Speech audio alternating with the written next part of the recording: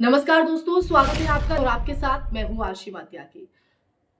झुकता है मोदी, ट्रंप चाहिए।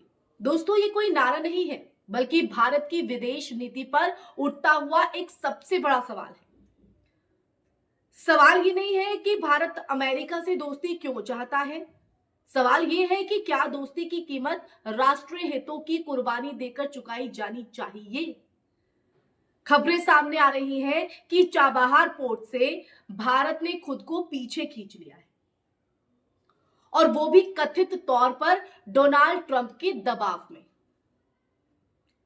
यही वो चाबहार पोर्ट है जिसे कभी नरेंद्र मोदी ने भारत की रणनीतिक जीत बताया था। चाबहार कोई मामूली बंदरगाह नहीं था। ये भारत के लिए सिर्फ एक इंफ्रास्ट्रक्चर प्रोजेक्ट नहीं बल्कि भू राजनीति का मास्टर स्ट्रोक था। ईरान के इस पोर्ट में भारत ने करीब 1000 करोड़ का निवेश किया।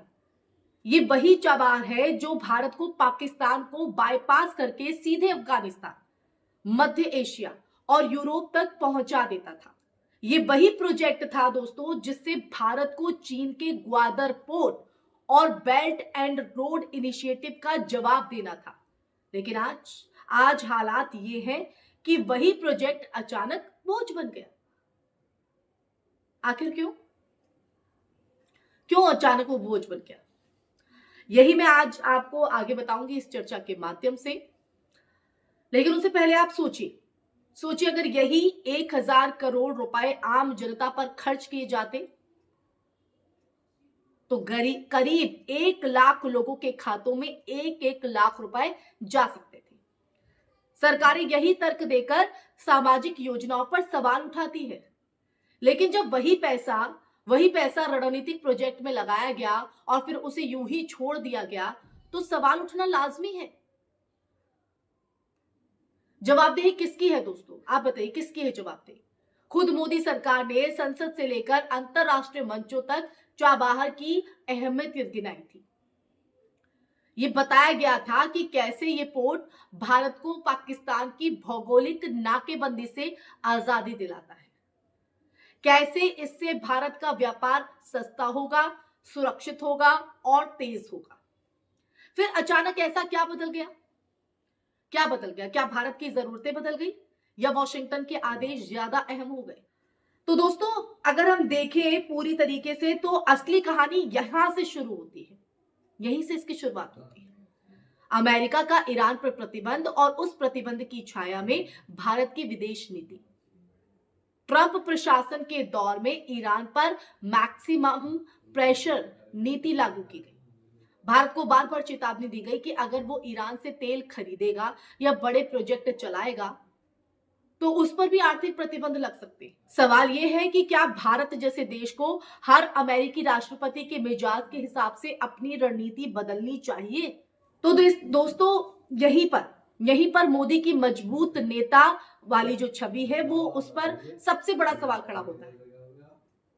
चीन के सामने जो है तैरने वाले, पाकिस्तान को सबक सिखाने वाले और 56 इंच के सीने की बात करने वाले, इस बात का जिक्र करने वाले नेता अमेरिका के सामने क्यों चुप हो जाते हैं?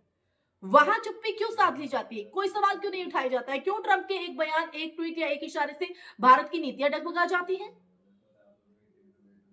चाबहार से पीछे हटना सिर्फ ईरान से रिश्ते खराब करना नहीं, यह अफगानिस्तान और मध्य एशिया में भारत की पकड़ कमजोर करना भी है। यह संदेश देना है कि भारत दबाव में अपने वादे तोड़ सकता है और यह सबसे खतरनाक संदेश है, सबसे खतरनाक संदेश, क्योंकि अंतरराष्ट्रीय राजनीति में भरोसा सबसे बड़ी पूंजी होता है, सबसे बड़ी पूंजी। और देखिए अब एक और बड़ा जो सवाल है, अगर आज ट्रंप के दबाव में चाबहार छोड़ा गया तो कल कौन सा प्रोजेक्ट छोड़ा जाएगा?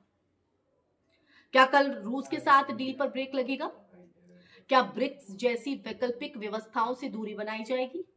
क्या भारत सच में रणनीतिक स्वायत्तता चाहता है या फिर सिर्फ अमेरिका का जूनियर पार्टनर बनकर खुश है?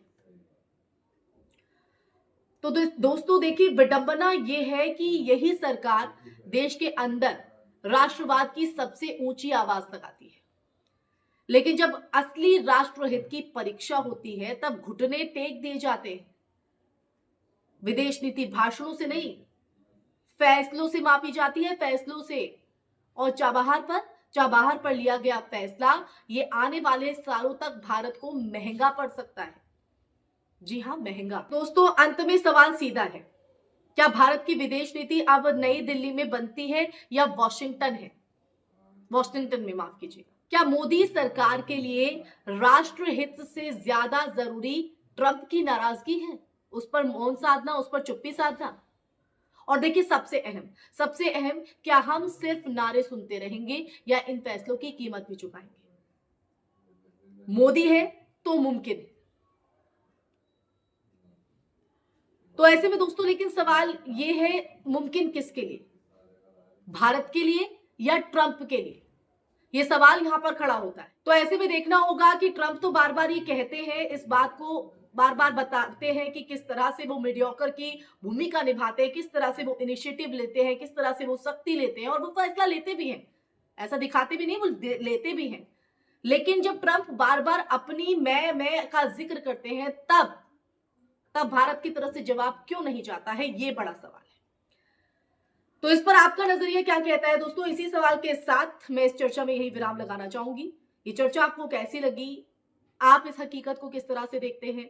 ट्रंप के रवैये को किस तरह से देखते हैं? और भारत की चुप्पी को आप किस तरह से देखते हैं? इस पर आपका नजरिया क्या है, आपकी राय क्या है? कमेंट सेक्शन में कमेंट करके जरूर बताइएगा। अब फिर हाजिर होंगी ऐसे ही चर्चा लेकर, ऐसा ही सच का संवाद लेकर। तब तक के लिए अपना ख्याल रखें। जय हिंद, जय भारत, नमस्कार।